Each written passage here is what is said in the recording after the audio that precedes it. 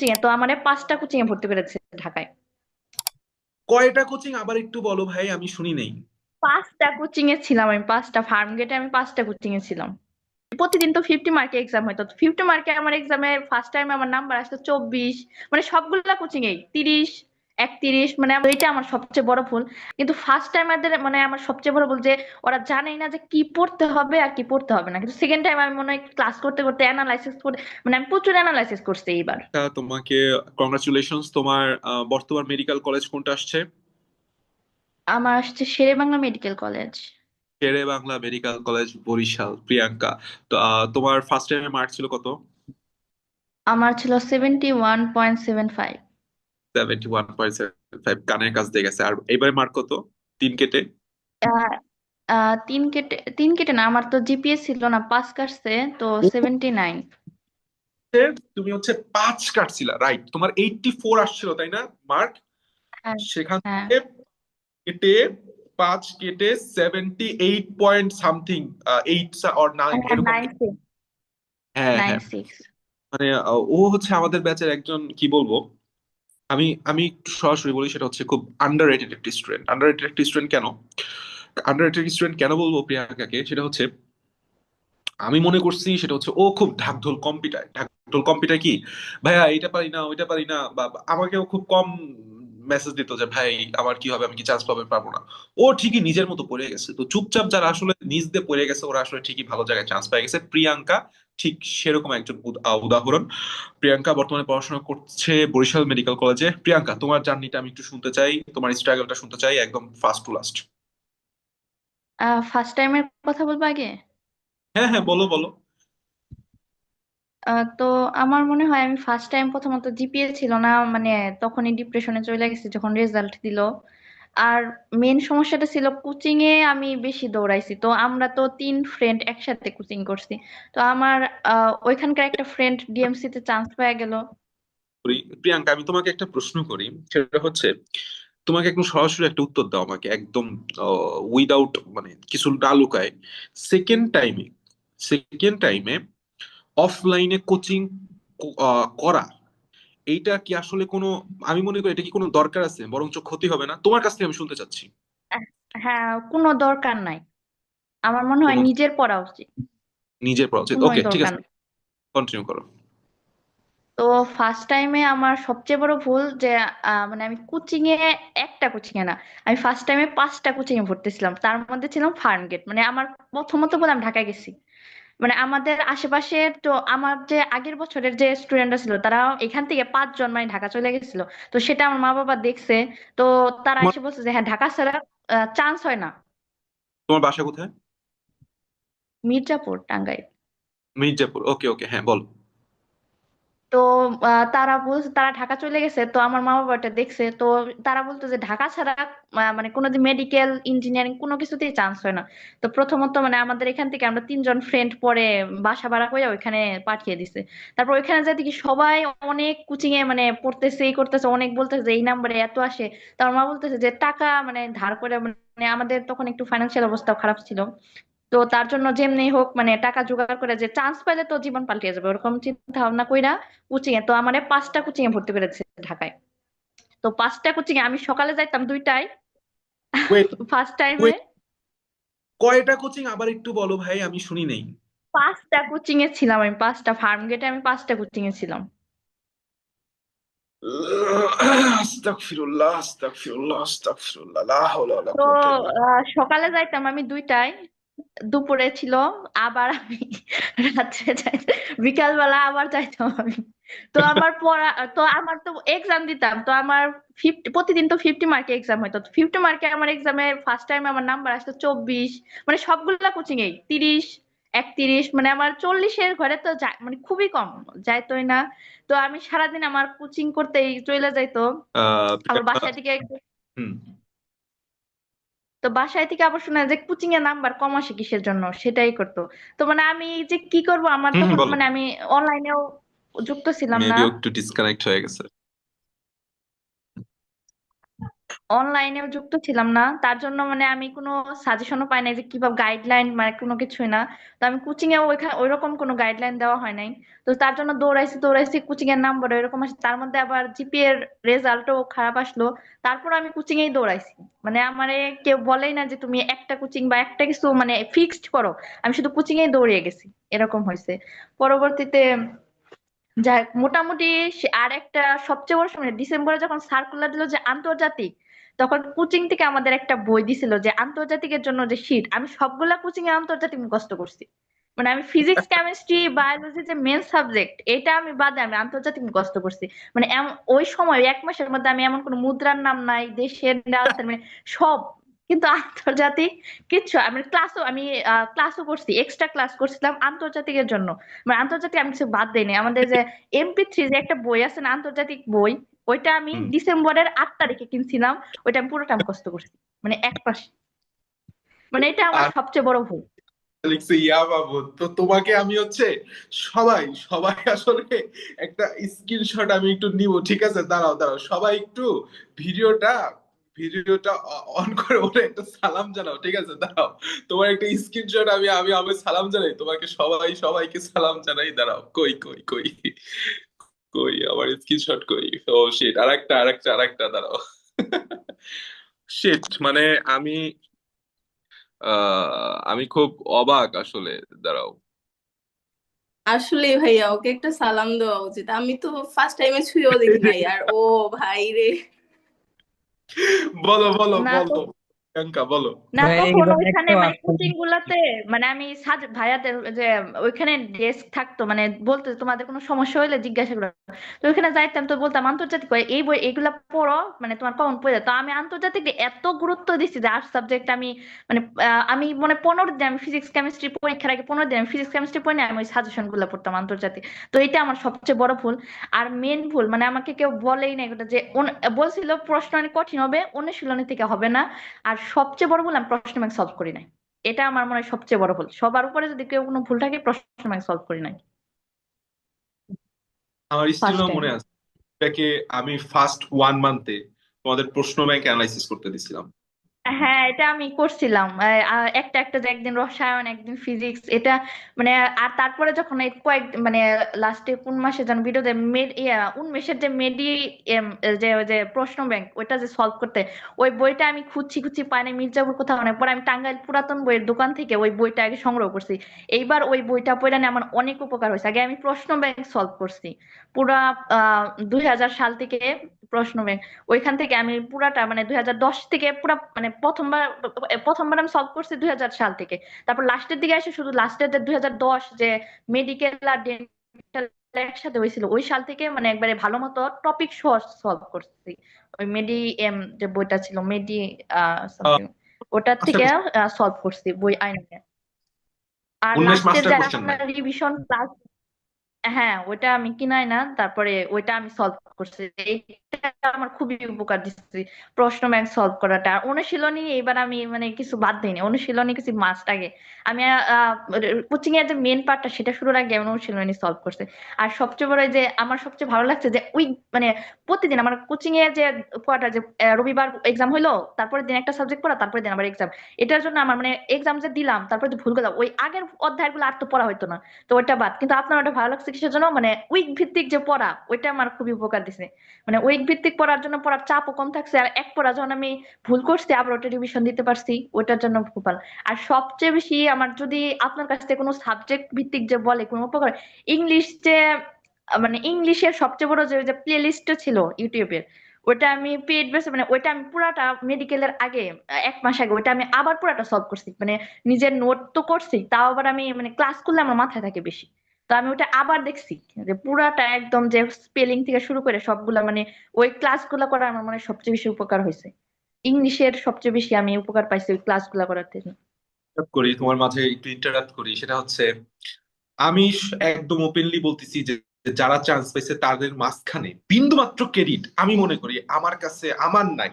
এইটা আমি একদম ফ্র্যাঙ্কলি বলতেছি, উপরে সৃষ্টিকর্তার ক্রেডিটের পরে ওদের ক্রেডিট। আমি কি করছি, আমি এরকম কোনো আসমানি জ্ঞান ওদের মধ্যে দেই নাই যে ওরা ওই জ্ঞান দিয়ে চান্স পেয়ে গেছে। আমি জাস্ট অ্যানালাইসিস করে বড় জিনিস ছোট করে খাওয়ার উপযোগী করে গিলাই দিছি। আম্মু বলে, বুঝছো, আমার আম্মু বলে যে গিলাই খাওয়াই দে, গুলাই খাওয়াই দে, ওদের গুলাই খাওয়াই দে, এমন বলতে যে ওদের খাওয়াইতে খাইতে খালি ওদের ক্লাস নিস না, তুই একটু পড়িস। আমার মাঝে মাঝে আম্মু এরকম বলে যে দেখ, তোমাদের যখন কল পড়তা, জুমে ক্লাস নিতাম অনলাইনে, তখন মাঝে মাঝে আম্মু কল দিত। তো বিষয়টা আমি ওইটাই করছি, বড় জিনিস ছোট করে গুলাই খাওয়াই দিছি। আমার স্টিল মনে আছে, আমাদের আমি গ্যারান্টিতে বলতে পারি 60 to 70% ক্লাস আমাদের 1 ঘন্টা থেকে 1 ঘন্টা 15 মিনিটের মধ্যে শেষ হয়ে গেছে। বাকি কিছু ক্লাস আমি লং লং নিছি, যেগুলো আসলে লং লং নেওয়ার কথা।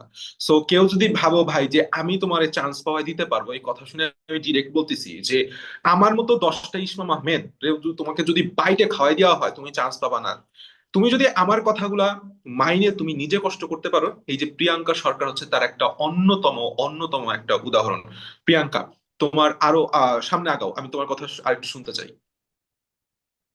হ্যাঁ ভাইয়া, তারপর আমি যে রিভিশন রিভিশন ক্লাসগুলো আপনি যে লাস্টে মানে ছোট করে একদম নিতেন, ওটা আমার খুবই উপকারে লাগছে। মানে আমার লাস্ট মনে হয় সব পড়ার দরকার। এই যে সবাই যে মানে আমি আমার আমার কয়েকটা ফ্রেন্ড, আমরা এবার মানে একসাথে ছিলাম কয়েকটা ফ্রেন্ড, তো সবার ক্ষেত্রে যে না, সবই পড়ে, মানে এটা আমার মানে সবচেয়ে বড় বলছে মেডিকেল সব পড়া লাগে না। এটা কেউ বুঝে না, মানে ফার্স্ট টাইম আমরা তো আরো বুঝে না, সেকেন্ড টাইম তো বোঝা যায়, কারণ আমি একবার সবাই ওই ধাপটা একবার পার করে আসছে। কিন্তু ফার্স্ট টাইমারদের মানে আমার সবচেয়ে বড় ভুল যে ওরা জানেই না যে কি পড়তে হবে আর কি পড়তে হবে না। কিন্তু সেকেন্ড টাইম আমি মনে হয় ক্লাস করতে করতে অ্যানালাইসিস করে, মানে আমি প্রচুর অ্যানালাইসিস করছি এইবার, যে প্রশ্ন ব্যাংক থেকে মানে আপনি যে বলছেন অ্যানালাইসিস করে পড়তে, যে সব মনে রাখতে হয় না, কারণ আমি সব মনে রাখতে পারি না, মানে এটা আমার সমস্যা যে সব মনে থাকে না। কিন্তু অ্যানালাইসিস করে পড়লে যে ওই টপিক ভিত্তিক ওইটুকু আমার মনে রাখতে হবে, এটা মনে হয় আমার মানে উপকারে আসছে এবার, যে আমি সব মনে রাখি নাই, যেটুকু দরকার ওইটুকু শুধু মনে রাখছি, এটা খুবই। আর লাস্টের দিকে যে রিভিশন ক্লাস গুলো মানে অল্প অল্প করে, মানে যেটুকু দরকার ওইটুকুই শুধু আপনি বলে দিচ্ছেন, ওইটুকুই মাথায় রাখছি, ওইটুকুই আমার মনে হয় সবচেয়ে বেশি কাজে লাগছে। আমি আপনি গ্যারান্টি যদি না দিয়ে বলতে পারি। বলতেন, আমি ফার্স্ট টাইমে বায়োলজি মানে পুরা 2টা রাইটারের বই পড়া মানে সবই পড়ছি। মানে এটা আমার সবই পড়ছি ফার্স্ট টাইমে, এটা আমার সবচেয়ে বড় ভুল। 2টা রাইটারের বই পড়ছিলাম, কিন্তু এবার আমি একটা রাইটার খুব ভালো করে পড়ছি। তাও আবার একটা রাইটারও পড়ছি, ওখান থেকে আমি আবার যে টপিক গুলা বেশি গুরুত্বপূর্ণ ওইটা আবার বেশি করে পড়ছি, মানে ওটা লেখা লেখা পড়ছি যেটা বেশি গুরুত্বপূর্ণ। তার জন্য এটা ভালো হয়েছে।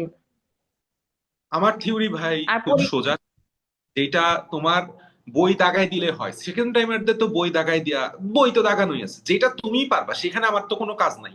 আমার ফোকাস সবসময় এটাই ছিল এক্সাম মেটের যে সৃষ্টি 2022 সালে যখন এক্সাম মেট তৈরি হয়, এক্সাম মেটের মটোই ছিল এক্সাম মেট এক্সামের উপযোগী, যেন আমরা এরকম কিছু করতে পারি যেটা স্টুডেন্টকে এক্সামে অ্যাকচুয়াল এক্সাম হলে সাপোর্ট দিবে। আমাদের মোটো ওইটাই ছিল, যেটা তোমার সমস্যা যেটা তুমি পারো না, যেটা এক্সামে লাগবে, সেটা তোমাকে খুব সুন্দর করে খাওয়াই দেয়া। এটাই হচ্ছে আমাদের মোটো, আমার মোটো, আলিফের মোটো, প্রত্যেকের মোটো। আলহামদুলিল্লাহ, এক্সামেট মানে বিষয়টা হয়েছে কি, আমাদের সবাই চিনা হচ্ছে শেষের দিকে আইসে। এক্সামেট কাজ করতেছে 2022 সাল থেকে। টেলিগ্রাম ভিত্তিক বাংলাদেশের সর্বপ্রথম এবং সর্ববৃহৎ একটা প্রজেক্ট ছিল, যেটা নিয়ে আসলে আমরা চ্যালেঞ্জ হিসেবে কাজ করছিলাম, যেটা নিয়ে আর কেউ চ্যালেঞ্জ হিসেবে নিয়ে তখন কাজ করতো না, যে টেলিগ্রামে পড়াশোনা করা যায়, টেলিগ্রামে পোল সিস্টেম আছে, এটাই জানতো না কেউ। তো আমরা তখন আসলে ফার্স্ট অফ অল আমরা এই টেলিগ্রাম পোল সিস্টেমটা নিয়ে, এখন অনেক চ্যানেল আছে, কিন্তু আগে বললাম পিডিএফ এর জন্য একমাত্র একটা চ্যানেল ছিল, পিডিএফ জোন। আর পোলের জন্য একমাত্র ওই ফোবিয়া জোনটা সবাই সলভ করতো। এবং আমরাই প্রথম, আমি এটা ভাইয়া, প্রাউডলি আমি। ভাইয়া আমি তিনটা করতে পারি। হ্যাঁ হ্যাঁ, বলো। ভাইয়া, ভাইয়া আমি তিনটা করতে পারি। আমি ভাইয়া ফার্স্ট টাইম মানে টেলিগ্রামে ঢুকে যে সময় পিডিএফ জোনটা দেখছিলাম, মানে আমার মানে প্রথম ভাবতো যে এটা কার এত কষ্ট করতেছে সব পিডিএফ, এইটার মানে যেই পিডিএফ সেই পিডিএফ একদম সব। পরে আমি এই আরো, হ্যাঁ বলো বলো বলো বলো বলো, বলো তোমার কথা পরে শেষ ভাই করো। আমি কয়দিন আগে এসে জানছি যে ভাই এটা আপনার। না, আমি পুরো এখানে শক যে একটা কথা বলে থাকি, সেটা হচ্ছে আমাকে ফেসে দেখো। আমি এইটার আসলে আমি মনে করি এটা আমার না, এটা হচ্ছে আলিফের। এটা হচ্ছে ব্রেনটা হচ্ছে আলিফের। আমি হয়তোবা তোমাদের ইউটিউবে খুব ফেসে দেখো, but the man behind this, এটা আমি ওপেনলি বলা ঠিক হইতেছে না, but the man behind this is Alif. The analysis যেগুলি তুমি দেখো, ম্যাক্সিমাম অ্যানালাইসিস বললাম আলিফের করা। And মজার বিষয় হচ্ছে, আলিফ বললাম নন মেডিকেল পার্সন, ঠিক আছে, আলিফ বললাম নন মেডিকেল পার্সন। তো এখানে এই ভিডিওতে তোমার আমি একটা কথা বলি, যার আসলে পোটেনশিয়াল আছে, আমি যখনই কোনো অ্যানালাইসিস প্রয়োজন হয়, আমি ফোন দিই, আলিফ এরকম এরকম ভিডিও বানাইতে চাইতেছি, তুমি আমার এরকম এরকম অ্যানালাইসিস দাও। ও আমাকে পাঠায় দেয়, আমি তারপর আলোচনা করি, তারপরে আমরা হচ্ছে জিনিসটা অ্যাপ্লাই করি। সো আমাদের আসলে এক্সামমেট একটা পরিবার, এমন একটা শক্তিশালী পরিবার ইনশাল্লাহ, যেটা ইনশাল্লাহ সামনে অনেককে বিট করতে পারবে। প্রিয়াঙ্কা, তোমার তোমার কথা আরেকটা গুরুত্বপূর্ণ কথা আমি বলে দিতে চাই। এক্সামমেট বট যে কি জিনিস ছিল এইটা ভাই, এটার কোনো কি তুলনায় হয় না, এইটার মনে হয় উপকার। এটা এটা প্রথমে আসলে কেউ ছিল না, এবং আমরা এটা একদম ফ্রি, এত ভালোভাবে এত কোয়ালিটি কোশ্চেন দিছি। আমি এবারে ভর্তি পরীক্ষায় 30টার 27টা কোশ্চেন দেখাইতে পারবো। 27টা কোশ্চেন ফিজিক্সের, 15টার বোধহয় হয় নাই, 13টা না 14টা কোশ্চেন হয়েছে, তার মধ্যে 11টা কোশ্চেন। কেমিস্ট্রির মেবি 23টা বা 24টা কোশ্চেন মধ্যে 22টা কোশ্চেন আমি দেখাই দিতে পারবো। এই যে হচ্ছে এক্সামের কোশ্চেন। যাই হোক, প্রিয়াঙ্কা তুমি তোমার কথা একটু কন্টিনিউ করো। হ্যাঁ ভাইয়া, এক্সাম বোর্ডের কথা তো কোনো বলাই যায় না, ওটা পাওয়ার পর আমি এইটা আমি মানে ফার্স্ট টাইমে যদি আমি পাই না কিসের জন্য, মানে এত উপকার পাইছি এইবার সলভ করে, আমি একটাও বাদ দিন, সব সলভ করছি। আমি রাত্রে শুইতে যাব তার আগে আমি 2 ঘন্টা এটা সলভ করতাম। আমার প্রতিদিন রুটিনই ছিল যে, কারণ আমি রাত্রে শোয়ার আগে মানে আমার আগে মোবাইল টিপার মানে অভ্যাস ছিল। তা আমি মোবাইল মানে না টিপতে টিপতে এটা আমি মানে অভ্যাস করতে করতে এটা আমার না সলভ করতে, মানে আমি খাইতেছি আমার হাতে মোবাইল দিয়ে এটা আমি সলভ করতেছি, আমি যাই করি। রাস্তায় আমি রিক্সা দিয়ে, আমার কোচিং ছিল মানে দূরে ছিল, তো আমি রাস্তাতে যাইতেছি, যে কোনো আমি খাবার কিনতে যাইতেছি, আমি রাস্তায় এটা সলভ করতেছি। মানে এত উপকার পাইছি সবসময়, আমার এটা আমার পড়ার মধ্যে রাখছি। এটা আমার সবচেয়ে বেশি, আমি আমি শুধু মারে বলতাম, মারে একবার চাইছি যে এইটা যদি আমি ফার্স্ট টাইমে পাইতাম, মানে আমি ফার্স্ট টাইমে মনে হয় হয়ে যাইতো। এই গাইডলাইন গুলা যদি আমি ফার্স্ট, আমার কেউ বলারই ছিল না, আমার মনে হয় আমি মারি এখনো বলি, যদি ফার্স্ট টাইমে আমার এই কথাগুলো যে ভাইয়া যেগুলা বলছে এগুলো যদি বলার মতো একজন মানুষ আমি পাইতাম, তাহলে মনে হয় ফার্স্ট টাইমে এরকম যে সব পড়ছি তো, কিন্তু আমি সব মানে পইড়া ফেলাইছি। এরকম যদি কেউ আমার বলতো যে এরকম এত পইরো না, আমরা এরকম গুছায় গুছায় পইরো, এরকম পইরো এরকম পইরো না, তাহলে মনে হয় ফার্স্ট টাইমে আমার হয়ে যেত, এরকম মনে হতো। সেকেন্ড টাইম কিন্তু যাই হোক, সেকেন্ড টাইম একটা ভালো আসছে সেটাই। আর ফার্স্ট টাইমে তো প্রথম 1 মাস ডিপ্রেশনে চলে গেছে। আত্মীয় স্বজন মানে আমার মা বাবা সাপোর্টিভ ছিল, কিন্তু মানে আমাদের আশেপাশের প্রতিবেশী আত্মীয় স্বজন মানে সবাই হাসাহাসি করতো আমার এই নিয়ে, মানে তার জন্য মানে কষ্ট লাগতো যে, মানে সবাই বলতো যে ঢাকা গেছে, ওই যে ঢাকা চলে গেছি তখন তো সবাই দেখছি, মানে ঢাকা গেছে মেয়ের পিছে এত। আমাদের ফ্যামিলি একটু মানে গ্রামের থেকে আমরা শহরে আসছি তো, মানে মাইন্ডসেট আমাদের ফ্যামিলির সবার ওরকম হয় না এখনো, মানে আদিম যুগের মানে ওরকম যে মেয়ে পড়াবে কিসের জন্য, এরকম মাইন্ডসেট রয়ে গেছে আমাদের ফ্যামিলি। তো তারা বলতো যে ঢাকা পাঠাইছে, তারপর একা দিছে, মানে আমাদের মানে মেয়েদের একা দিবে এটা মানে মানে না, মানে একা দিবে তো আগেকার তো সেখানে আমরা একাই ঢাকা দিছে। বাবা মা সাপোর্টিভ, কিন্তু আত্মীয় স্বজন আরো বেশি না। তো তার জন্য ঢাকা দিছে, তো সেখানে আমি চান্স পাই নাই, তারপরে আয়সা পড়ছে, আর তো কোনো প্রিপারেশন নেই, শুধু মেডিকেলে নিয়েছিলাম। তারপর ডিপ্রেশনে তারা অনেক কি করছে যে মেয়ে ঢাকা দিছে কিছু কোথাও চান্স পাইলো না, হাসাহাসি করতো। তার জন্য শুরুতে 1 মাস ডিপ্রেশনে চলে গেছিলাম। কিন্তু তারপরে ভাবলাম সেকেন্ড টাইম, তার মধ্যে আবার জিপিএ ছিল না, বলছিলাম জিপিএ যদি আবার 300 মার্ক করে তো কত মার্ক তো কাটা যায়, এটা নিয়ে শুরুতে টেনশন ছিল। পরে ভাবলাম জীবন একটাই, যত মার্ক মনে হয় তত মার্ক কাটা যায়, একটা চান্স নিয়ে আয় দেখি। তারপরে মানে শুরু করলাম সেকেন্ড টাইম। শুরুতে আমি মানে এত ঘন্টা পড়ি নাই যে 7 ঘন্টা 10 ঘন্টা 12 ঘন্টা, শুরুতে 6 ঘন্টা 7 ঘন্টা করে পড়তাম, কিন্তু কম মানে গুছায় পড়তাম, অ্যানালাইসিস করে। হুম, শুরুতে রাইট। অ্যানালাইসিস আপনি বলছেন যে প্রতিদিন যে প্রশ্ন ব্যাংক গুলা দিতেন যে আজকে বায়োলজি করো আজকে এই করো, ওগুলা করতাম। তারপরে আমি সবসময় করতাম লিখে রাখতাম, মানে খাতার মধ্যে যে একদিন প্রশ্ন ব্যাংক সলভ করছে ওই সবগুলা প্রশ্ন আমি ওই সাবজেক্টের খাতায় লিখতাম, তারপরে সলভ কইরা তারপরে আস্তে আস্তে দেখলাম যে মানে প্রশ্ন তো এত কঠিন হয় না, তাহলে আমি পারি না কিসের জন্য। যখন অ্যানালাইসিসটা করলাম তো 15 বছরের প্রশ্ন, তখনই বুঝতে পারছি যে প্রশ্ন তো এত আহামরি কঠিন হয় না, আমি এত কঠিন জিনিস পড়তাছি কিসের জন্য। তখনই আস্তে আস্তে বললাম যে এরকম যদি আমি কম্প্যাক্ট করে পড়তে পারি কমায়া, তাহলে আমার মনে হয় মানে চান্স হবে। আমার মন মানে বলতেছিল যে হ্যাঁ এরকম করে পড়তে যদি আমি থাকি তাহলে চান্স হবে। তারপরে আপনার ক্লাস শুরু করলাম, আমি ক্লাস শুরু করছি মার্চ থেকে, মানে একদম ভালো মতো যে একটা না, মার্চ থেকে ক্লাস শুরু করলাম। তারপরে মানে সপ্তাহ ভিত্তিক যখন ক্লাস শুরু করলাম তখন ভালো লাগতো, মানে পড়াটাই মানে আমার অভ্যাস হয়ে গেল যে ভালো লাগতেছিল পড়া।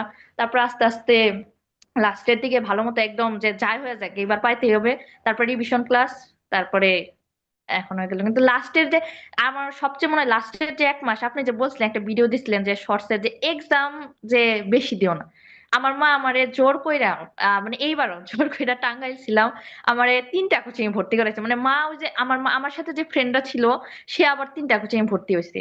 তো আমার মা পাগল হয়ে গেছে যে ও হইতাছে ও বেশি পারতাছে, তুই কোচিং এ ভর্তি হয়েছিস না, তুই কম পড়তাছ।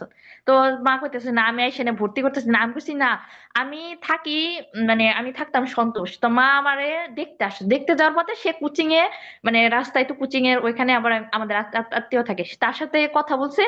সে তারে নিয়ে কোচিং এ আমার ভর্তি করে আইসা পড়ছে। সে আমার ওই যে যে রিসিপ্টটা দেয়, তো এই যে কোচিং এ ভর্তি করে নিয়ে দিয়ে আইসি লাস্টে যে নভেম্বরে, কোচিং এ কালকে থেকে তুই খালি যাবি, মানে কোনো কথা নাই, তুই খালি যাবি। পরে আমি বলছি, আচ্ছা যাবনি। পরে 3 দিন আমার সাথে মা ছিল, বলে 3 দিন আমার কোচিং এ নিয়ে যায় পরীক্ষা দেওয়াইছে। তো 3 কোচিং এ আমার মাথা কুলাইতে পারে না, মানে একটা না, কোচিং এক্সাম দিতাম একটাই, 9টা থেকে 10টা, 10টা থেকে 11টা, 11টা থেকে 12টা, মানে আমার মাথা আর কাজ করে না একটা না এতগুলা পরীক্ষা। পরে মা চলে গেছে, পরে আপনার ভিডিও দেখলাম যে পরীক্ষা দিয়া মাথা নষ্ট। পরে আমি সব পরীক্ষা বাদ, আর একটাও দেই নাই। আর পুরা বাংলাদেশ ব্যাপী যে এক্সাম গুলা, সবাই বলতো ওই এক্সাম যে দিবা ওইটাই যে র্যাঙ্কিং পাবা, ওইটাই মেডিকেলে র্যাঙ্কিং পাইবা, মানে এটা ঘোড়ার বলছিল ডিম, সবাই, এটাই মাথায় ঢুকাই। ঘোড়ার ডিম।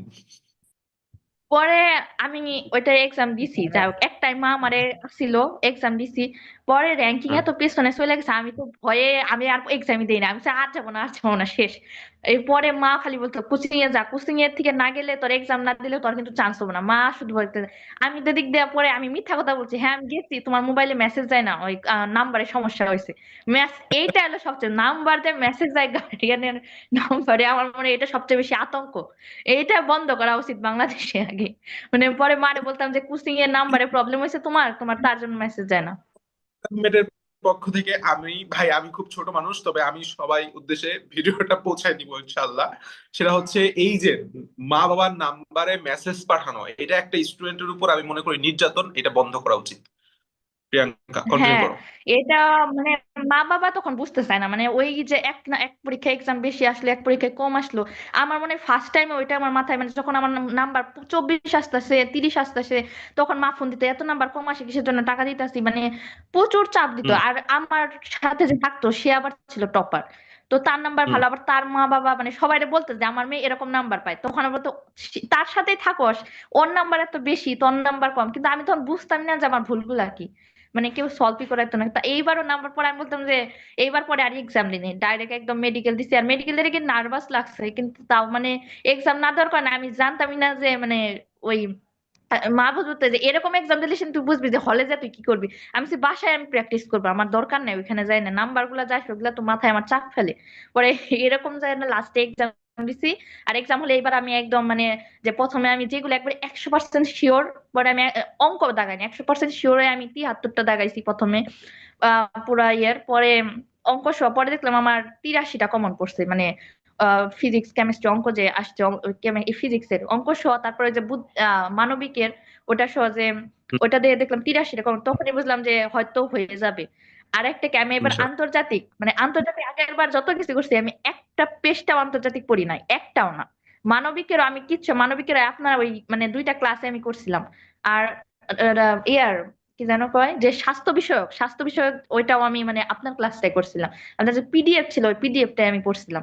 আমি মানবিকের কোনো বই কিনে নাই, আমার কোচিং থেকেও যে বইগুলা দিছিল মানবিক চিকিৎসা ভিত্তিক, আমি কিচ্ছু পড়ি নাই। এবার আমি মানে আমি বলছি সাধারণ জ্ঞানে, আচ্ছা আমার সাধারণ জ্ঞান বাংলা দিয়ে গেলাম, লাগবে না আমার আরগুলা, এরকম মাইন্ডসেট নিয়ে গেছে যে আন্তর্জাতিক আমার সাধারণ জ্ঞানে 4 পাইলেই হবে। যা বাংলাদেশ থেকে যদি 2ও আসে ওই 2 পাইলেই হবে, আমার লাগবে না 10 নাম্বারের মধ্যে। আরগুলাই রাইট। আমার মানে 70-এর মধ্যে 68 পাইলে, মানে এরকম টার্গেট আছে যে 70-এর মধ্যে আমার 68 পাইতে হবে, ইংলিশে 15-এর মধ্যে আমার 13-14 পাইতে হবে, আন্তর্জাতিক জিকে পার্টটার মধ্যে আমার 3 বা 4 পাইলে আমার যথেষ্ট, আমার আর লাগবে যথেষ্ট না। এরকম টার্গেট লাগবে। নিয়েছে, আন্তর্জাতিক পড়ি। মানে প্রিয়াঙ্কার মাইন্ডসেট আসলে একদম আমার সাথে মিলে গেল। Thank you very much Priyanka. আমি আমি খালি খালি ওকে আন্ডাররেটেড বলি না, মানে she is a gem, a pure gem, আমার ফাইট ব্যাকের pure gem. Priyanka, thank you very much, তোমার অনেক স্ট্রাগল ছিল। আমি হ্যাঁ, মনে করি যে আপনিও ভাইয়া অনেক হেল্প করছেন। আমাদের মাঝখানে একটু ফাইন্যান্সিয়াল অবস্থা একটু মানে সমস্যা হয়ে গেছিল আমার বাবার, মানে একটু তখন আপনার ফোন বলছিলাম। এখন আমার কিছু পেমেন্ট বাকি আছে, আমি নাম্বার চাইছি। আমার মানে একটু সমস্যা হয়ে গেছিল, আমার লাস্টে মানে আমার কাছে 6,000 টাকা ছিল। এখন আমি মানে যদি দেখি যে আমি পেমেন্ট করি, মানে তাহলে আমি যে আমি জানি না যে আমার মেডিকেল হবে নাকি, আমি সেটা শিওর ছিলাম না। তো আমি দেখি যে আমি মানে জাহাঙ্গীরনগর এগুলার আমি এফএমসি উঠাইতে পারতেছিলাম না। পরে আমি মেসেজ দিছি যে আমি যদি একটু পরে পেমেন্ট করতে পারি, কারণ আমি এগুলা উঠাইতে মানে তখন তো ওই যে 7 তারিখ পর্যন্ত ডেট দিছে, তো আমি উঠাইতে পারবো না। তার জন্য আমি মেসেজ দিছিলাম যে একটু যদি পেমেন্টটা একটু পরে করা যায়, তাহলে তারপরে আমি বলছিলাম হ্যাঁ, আপনি বলছিলেন যে মানে মেসেজ আসছে যে সমস্যা নাই, পরে দিলে হবে। তার জন্য মানে অনেক ধন্যবাদ। আমি অনেক পেমেন্ট এক মাসে আরেক মাসে দিছি, কারণ আমাদের এই বছর মানে আমাদের ফাইন্যান্সিয়াল অবস্থা খারাপ না, কিন্তু আমার এই বছরটা মানে একটু সমস্যা হয়ে গেছে। আমার মার আবার একটু অপারেশন করানো হয়েছে, মানে এই বছরটা মানে কি হয়েছে জানি না, মানে আমাদের একটু অবস্থাটা একটু হয়ে গেছিল। তার জন্য আপনি অনেক হেল্প করছেন, মানে এই কৃতজ্ঞতার কোনো শেষ নাই। এইবার যদি আপনার কাছ থেকে গাইডলাইন না পাইতাম, আমার মনে হয় না এইবারও হইতো। আমার মনে হয় গাইডলাইনটা খুবই ইম্পর্টেন্ট, যে কি মাই পড়বো প্লেজার। কিংবা এটা ছাড়া হয় না। আপনার কাছে আমরা মানে কৃতজ্ঞতার শেষ নাই। Thank you. তোমার জন্য মন থেকে দোয়া। আর এটা আমরা আসলে মেনটেন করার চেষ্টা করি, কারণ আমি মনে করি আল্লাহ তাআলা এই যে প্রিয়াঙ্কা এই যে কথাগুলা বললো, এই যে মন থেকে ওর মুখে যে গড়গড় গড়গড় করে কথাগুলো আসতেছে, ও নিশ্চয়ই ভাই মানে এই আমার প্রতি একটা যে সম্মান বলো বা বড় ভাইয়ের প্রতি ভালোবাসা বলো, এটা না আসলে হইতো না। তো এই জিনিসটা অর্জন করার জন্য আসলে এক্সাম এটা এত কষ্ট করে। আমরা যেভাবে ফ্রিতে যত কিছু দিছি আলহামদুলিল্লাহ খুবই চেষ্টা করছি, সর্বোচ্চ দিতে যাই না কতটুকু পারছি। এবং এটা আমি মনে করি আমাদের দায়িত্বর মধ্যে পড়ে একটা স্টুডেন্টকে সাহায্য করা। এক্সাম মেট ইনশাল্লাহ ভবিষ্যতেও তোমাদের সবার জন্য সাহায্য করে থাকবে। Thank you very much Priyanka. আমি চলে যেতে চাচ্ছি